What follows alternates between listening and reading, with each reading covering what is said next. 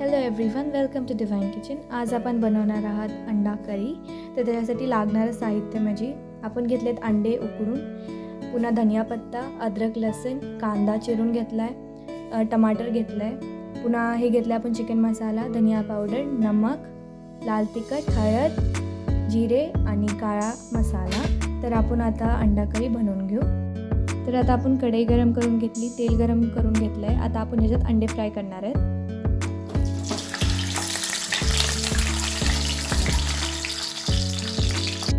तर त्याला आपल्याला फ्राय करायला लागते थोडीशी हळद, नमक आणि लाल तिखट. तर आपण हे सगळं टाकून त्याला चांगलं फ्राय करून घेऊ.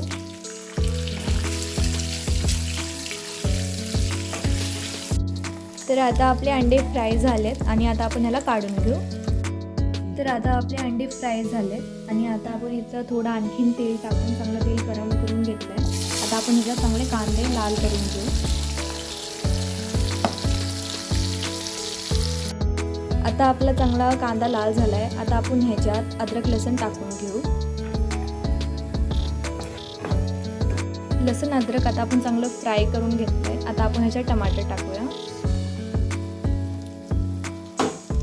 आणि आता आपण यांना सगळ्यांना चांगलं मिक्स करून घेऊ. आता आपला कांदा, टमाटर, अद्रक, लसूण हे चांगलं फ्राय झालं आहे. आता आपण गॅस बंद करून ह्याला चांगलं थंड करून घेऊ आणि मिक्सरमधून ह्याला एकदा पिसून घेऊ. आता आपण आपली ग्रेव्ही पिसून घेतली आहे. कढई गरम केली, तेल टाकलं आहे आणि आता आपण ह्याच्यात खडे मसाले वगैरे टाकून घेऊ. आपण ह्याच्यात खडे मसाले टाकले, थोडे जिरे टाकायचे.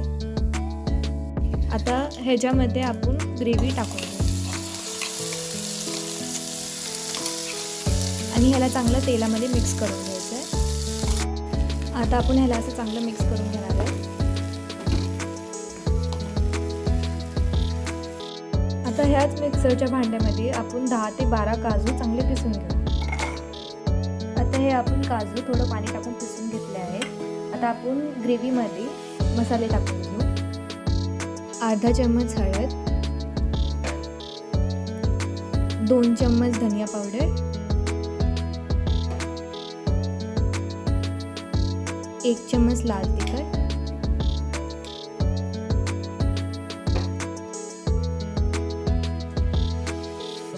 आणि काळा मसाला 1 चम्मच आणि ह्याला चांगला आता मिक्स करून घेऊ. आता ह्याच्यात आपण थोडासा धनिया पत्ता टाकून ह्याला चांगलं हलवून घेतलं आहे. आता आपण ह्याच्यात थोडं पाणी टाकून ह्याला चांगलं शिजवून घेऊ.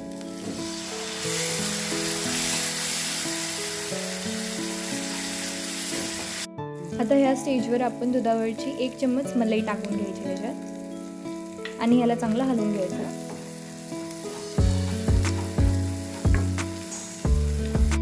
आता आधी आपण काजू पिसून घेतले होते थोडं पाणी टाकून. आता ते काजू आपण ह्याच्यात टाकून घेऊ.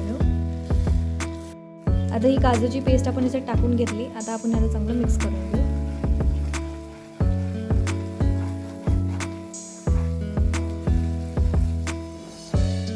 आता आपण ह्या स्टेजमध्ये ह्याच्यात थोडं गरम पाणी टाकून घेऊ आणि त्याला चांगलं हलवून घ्यायचं आहे.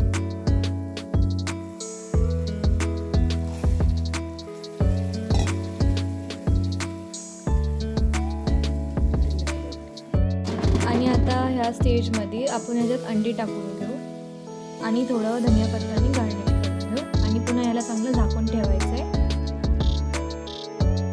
हे आपण आपले अंडे टाकून घेतले. आता आपण याने